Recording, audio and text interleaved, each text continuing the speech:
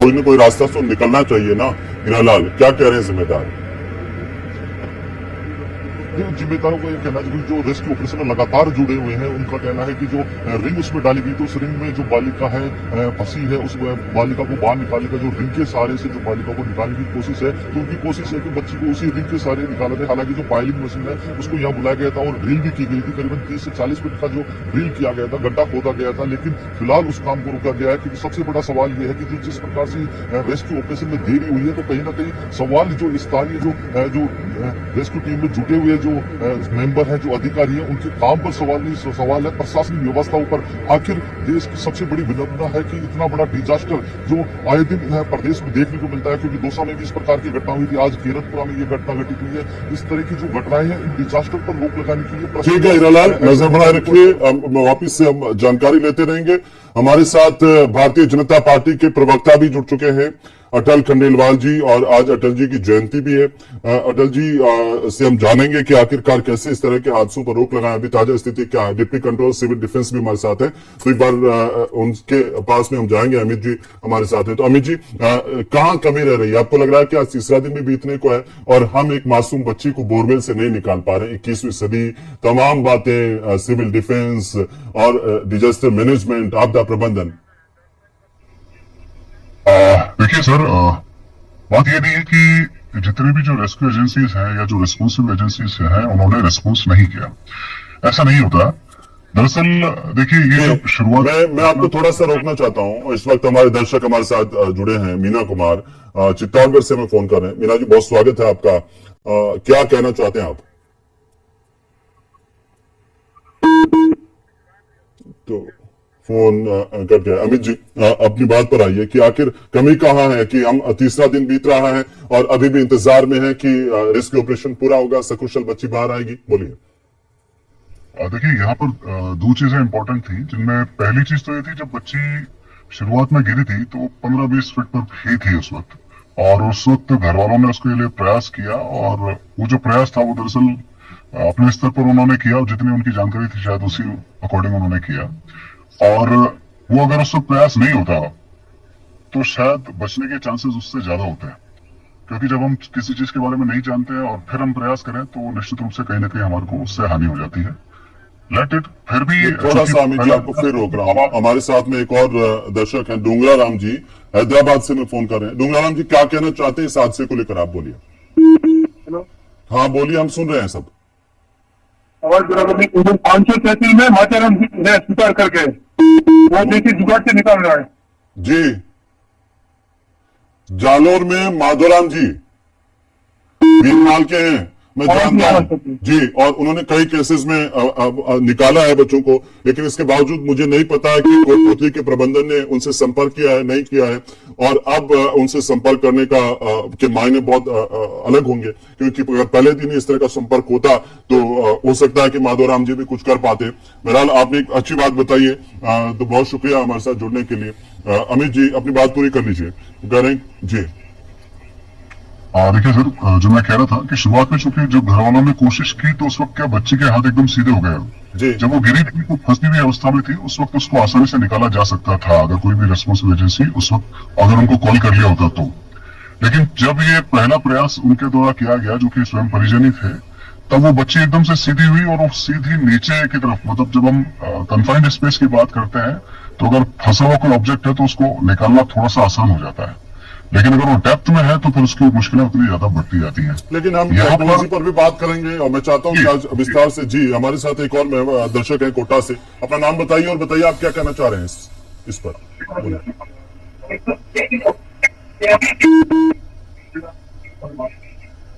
हम सब आपको सुन रहे हैं, आप अपना नाम बताइए और अपनी राय रखिए।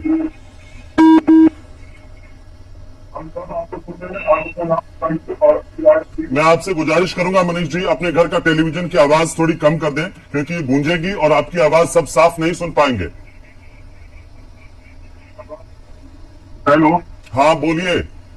हेलो, बोलिए अगर आप मुझे सुन पा रहे हैं, और अपने टीवी की आवाज कम कर दीजिए। हेलो, अगर मुझे सुन पा रहे हैं आप बोलिए, अपनी बात बोलिए। कुछ तकनीकी खामी आ रही है, नहीं सुन पा रहे हैं वो, और उनकी आवाज को हम अगर वापस से फोन करेंगे फिर से ले लेंगे। लेकिन अमित शर्मा जी बात कर रहे थे कि तकनीक, मैं बात कर रहा था तकनीक में हम क्यों पिछड़े हुए हैं, क्यों बार बार 3 दिन से एक ही चीज जुगाड़, देसी जुगाड़ कर रहे हैं। देखिए, यहाँ पे 2 दिक्कतें आ रही हैं जो कि मैंने देखा भी है, महसूस भी किया है। खास तौर से चूंकि देखिए मिट्टी जो है वो गीली है अंदर से, और दोमट और चिकनी टाइप मिट्टी है दरअसल ये। इसमें जैसे ही कैमरा जब डाला जाता है तो कैमरे के बाद जैसे वो थोड़ा नीचे जाता है तुरंत हल्की सी मिट्टी, क्योंकि जब आप कोई भी ऑपरेशन करते हैं निश्चित रूप से तो आपदा प्रबंधन इसीलिए तो जरूरी है सर कि कैसी भी परिस्थितियां हो हम तकनीक का सहारा लेकर के तुरंत इन स्थितियों से निपट सके। इसीलिए जरूरी है कि तकनीक का सहारा लें। एक जयपुर से हमारे दर्शक हैं, उसके बाद में आगे बढ़ूंगा। जी आप बोलिए, अपनी राय रखिए, क्या कहना चाहते हैं आप, क्या नाम है आपका? महेंद्र जी, आप मुझे सुन रहे हैं, अपनी राय रखिए, आप क्या कहना चाह रहे हैं?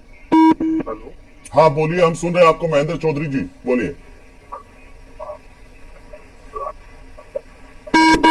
आपकी आवाज टीवी में सुन पा रहा हूँ, फोन पे नहीं सुन पा रहा हूँ मैं। तो मेरी आवाज आप फोन से नहीं सुन पा रहे हैं, ये समस्या है हमारे दर्शकों के सामने। हाँ लेकिन हम आपकी आवाज सब सुन रहे हैं, बोलिए आप। जी हेलो, मैं ये कहना चाह रहा हूँ पर्सन है जिसने भी खुला छोड़ा है बोरवेल, उसके अगेंस्ट कुछ ना कुछ एक्शन होना चाहिए। सिर्फ रेस्पॉन्सिबिलिटी तो जी ठीक है, शुक्रिया।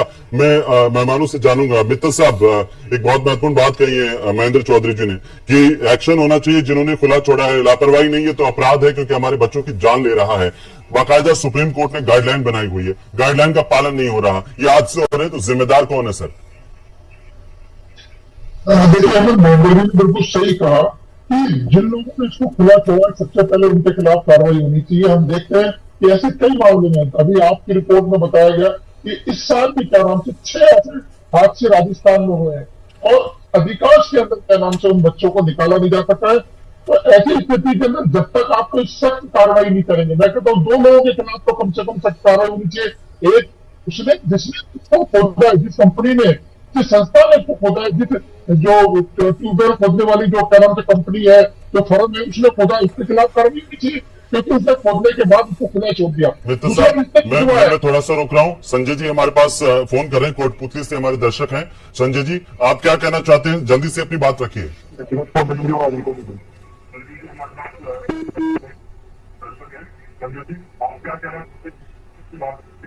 मैं निश्चित रूप से न्यूज 18 को बहुत बहुत धन्यवाद देना चाहता हूँ कि न्यूज 18 ने इस विषय को सार्वजनिक रूप से उठाया और प्रदेश स्तर पर, राष्ट्र स्तर को उठा करके बहुत ही आप लोगों ने सराहना काम की।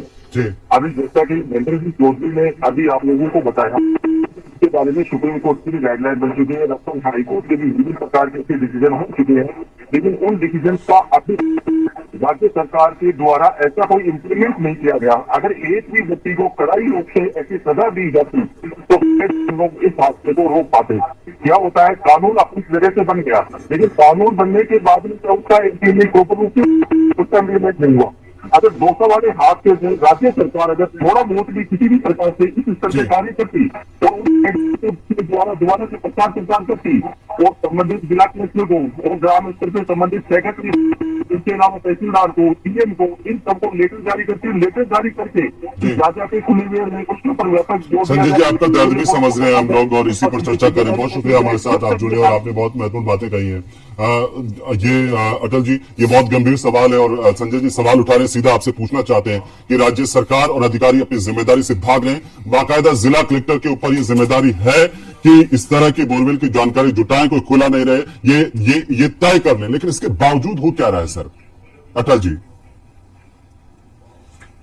देखिए हेमंत जी, जो आप बिल्कुल अभी अब कह दिया गया है सरकार द्वारा भी सारे कलेक्टर्स को कि भाई जितने भी बोरवेल्स हैं उनकी सारी जानकारी होनी चाहिए और कोई भी बोरवेल अगर खुला है तो उसको बंद कर दिया जाए। और देखिए बहुत सारे बोरवेल घर में लगे हुए हैं, अपने खेत में लगे हुए हैं।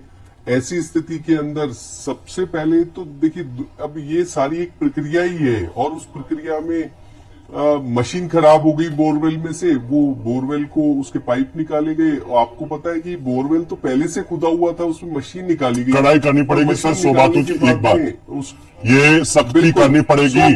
और अगर इस तरह के ये हादसे हो रहे हैं तो मैं थोड़ा सा इसमें मानवीय पक्ष, तो हादसे होने के बाद अगर किसी के खिलाफ कार्रवाई करेंगे, वो परिवार तो पहले ही टूटा हुआ है, लेकिन पहले सख्ती करनी पड़ेगी, हमें उन अधिकारियों के खिलाफ सख्ती करनी पड़ेगी। और ये प्रशासन का काम है सर, हम इससे भाग नहीं सकते। भरत मेघवाल जी टिप्पणी, कौन जिम्मेदार इस तरह के हादसे हो रहे हैं, लगातार सालों से होते आए हैं।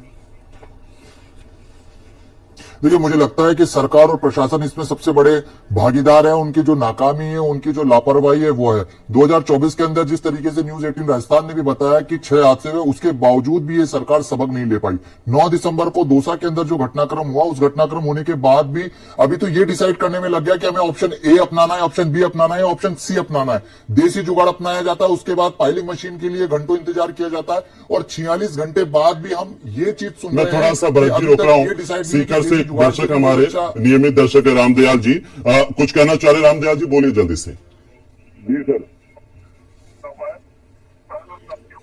आवाज आ रही है सर? बिल्कुल, सब सुन रहे, बोलिए आप। मैं बोलना चाह रहा हूँ सर, ये गवर्नमेंट 3 दिन से क्या कर रही है इसमें? 3 दिन से रेस्क्यू ऑपरेशन चला रहे हैं। अभी जो आपकी जो पाइलिंग मशीन है सर, उसके अंदर डीजल निकल गया जी, मेरे को सूचना मिली है वहां से। क्या सूचना मिली? जो पाइलिंग मशीन है इसके अंदर डीजल की है। फाइलिंग मशीन में मैं सुन नहीं पा रहा हूं क्लियर। जी सर, डीजल खत्म हो गया। डीजल खत्म हो गया? हाँ, डीजल खत्म हो गया पाइलिंग मशीन में। ठीक है रामदयाल जी, कोशिश तो देखिए जी। रामदयाल जी और बाकी दर्शक भी हमारे साथ जुड़े हैं, सबकी अपनी अपनी संवेदनाएं हैं, सब यही चाहते हैं बच्चे बाहर निकले। एक डिप्टी कंट्रोलर साहब, आपसे एक सवाल मैं जानना चाह रहा हूं, ये स्थिति कोऑर्डिनेशन नहीं है, संसाधन नहीं है। ये पाइलिंग मशीन दूसरे दिन जाकर के मंगवा रहे हैं, अभी भरत जी भी ये सवाल उठा रहे थे, ये समस्या क्या है? हमारा विभाग जो है, जिसके कंधों पर इस तरह से जिम्मेदारी आपदा प्रबंधन की, सिविल डिफेंस, आपदा प्रबंधन, ये मिलकर काम नहीं कर पा रहे हैं, ये तय नहीं कर पा रहे कि करना क्या है। जी नहीं सर, ऐसा नहीं होता है। ये बिल्कुल एसओपी के अकॉर्डिंग चलता है ये सारी चीजें, जिनमें पहला रेस्पॉन्स जो है वो सिविल डिफेंस करती है, उसके बाद एसडीआरएफ करती है, और उसके बाद एनडीआरएफ करती है। और ये तीनों ही फेजेज है, तीनों फेजेज में चलती है।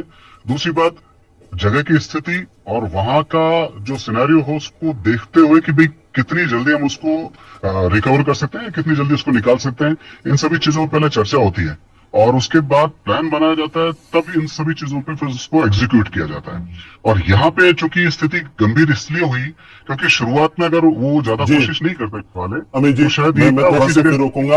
अलवर से मनीष जी हमारे साथ जुड़ रहे हैं। मनीष जी बोलिए जल्दी से, आप क्या पूछना चाह रहे हैं, क्या कहना चाह रहे हैं इस हादसे पर?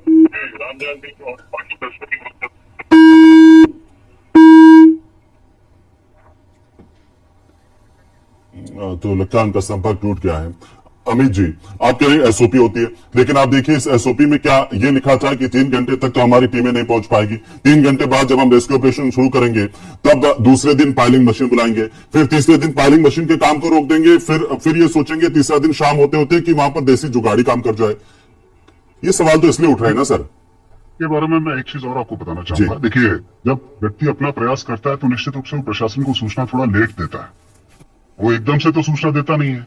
जैसे ही वो सूचना आती है, क्योंकि ये कंट्रोल रूम सब, जैसे यूं आप इसको समझिए कि कोटपुतली की घटना है, और अगर जयपुर से कोई टीम भिजवाई जानी है या अजमेर से कोई टीम भिजवाई जानी है, तो निश्चित रूप से उसको आने में टाइम लगता है। जयपुर से कोटपुतली जाने में कितना टाइम लगता है मनीष जी? हर आम आदमी का सवाल है, छोटा सा।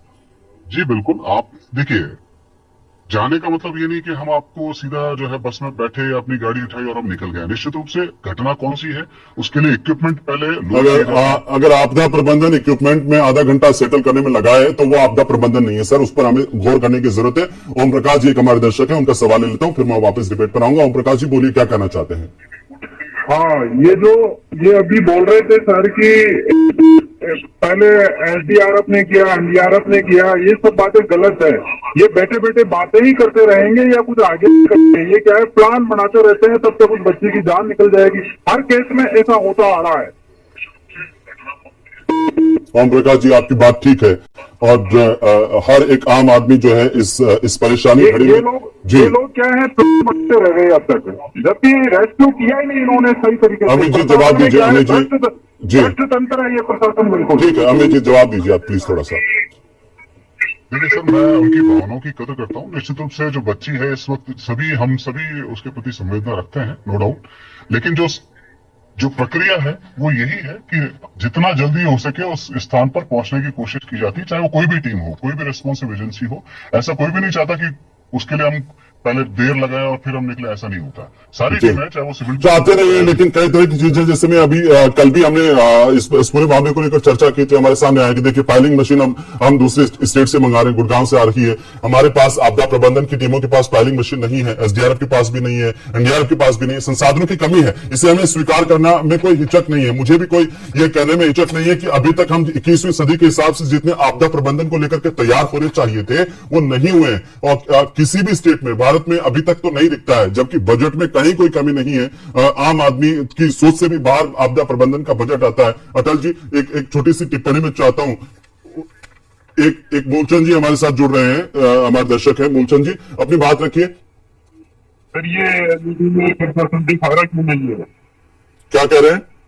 जनता को जो ऊपर एलईडी आ रहा है वो दिखारा क्यों नहीं है? प्रशासन के हेलो, हाँ, थोड़ी आवाज बढ़ा दीजिए इनकी, बोलिए, दोबारा बोलिए, आप क्या कहना चाहते हैं? सर ये कहीं लगा रखे हैं जो एलईडी लड़की का आ रहा है वो दिखारा क्यों नहीं है प्रशासन, मीडिया वाले? जी ठीक है। मित्र साहब आप कुछ समझ पाए हो क्या कहना चाह रहे हैं? वो ये कह रहे हैं कि जो एलईडी लगा रखी है मौके पर, उस एलईडी की जानकारी मीडिया को क्यों नहीं दी जाती है? जो कैमरा लगा रखा है एलईडी के माध्यम से देखा जा सकता है, तो प्रशासन उस तथ्य को क्यों छुपा रहा है? जी, तो आपको क्या लगता है कि क्यों छुपा रहा है मित्र साहब? देखिए, मुझे ऐसा लगता है कि ये जो डिप्टी कंट्रोलर साहब बैठे, इसी तरह एक बहुत छोटा सा एक सवाल है कि क्या 52 घंटे में क्या चेतना, अभी जो चेतना जो बच्ची है 3 साल की, उसमें अभी क्या चेतना बाकी होगी? दूसरा ये कि जो क्या नाम से बीजेपी के प्रवक्ता है, क्या वो बता सकते हैं कि उनके आपदा प्रबंधन मंत्री इस वक्त कहाँ है? क्या प्रशासन ने वहां पे क्या दिखा? और ये भी क्या नाम से जो जानकारी में आई है ना कि क्या नाम से जो जिला कलेक्टर है वो शायद क्या नाम से छुट्टी पर है। जिला कलेक्टर तो छुट्टी पर है जी। वो तो उनका तो चार्ज किसी और के पास है।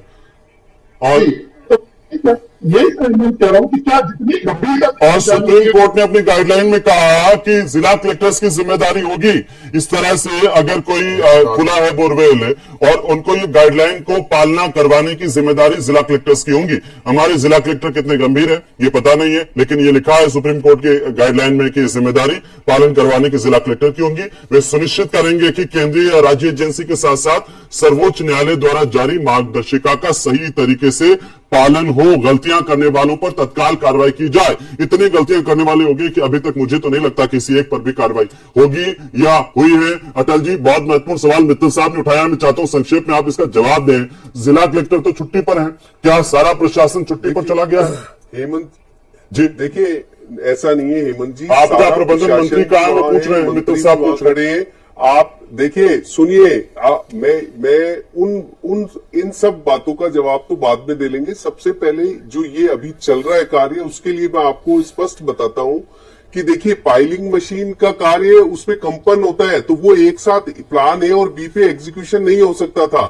और ये एक लाइव, मतलब जान का सवाल है, ये किसी बच्ची की, ये कोई सिंपल ऑब्जेक्ट नहीं है जिसको कि उठा लिया जाए। अटल जी, आप सुनिए, राज्य में राजधानी से संसाधनों पे बहुत ज्यादा दूर नहीं है। हमारी एसडीआरएफ 3 घंटे की देरी से पहुंचती है। ये सवाल आज बड़ा आम आदमी पूछ रहा है। ये देखिए, अब हेमंत जी 3 चीजें करनी पड़ेगी।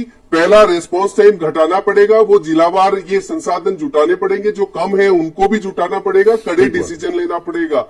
और अफवाहों पर भी कम ध्यान दीजिए, जैसे डीजल नहीं है वहां। अब नहीं, अगर ये दिखा दे, आम आदमी होते हैं, वो पीड़ा में होते हैं। क्या लोग किस तरीके बच्चे से, किसी की जाती है, वो पीड़ा में होते हैं। आप लोग अफवाहों से मतलब खत्म हो गया, कोई हम इसको आगे नहीं बढ़ा रहे। हमारा तो सवाल सीधा है कि इतने दिन हो गए, बच्ची कब निकलेगी? ये हर कोई सवाल पूछ रहा है। आप लोग कुछ कहना चाह रहे, बोलिए जल्दी से।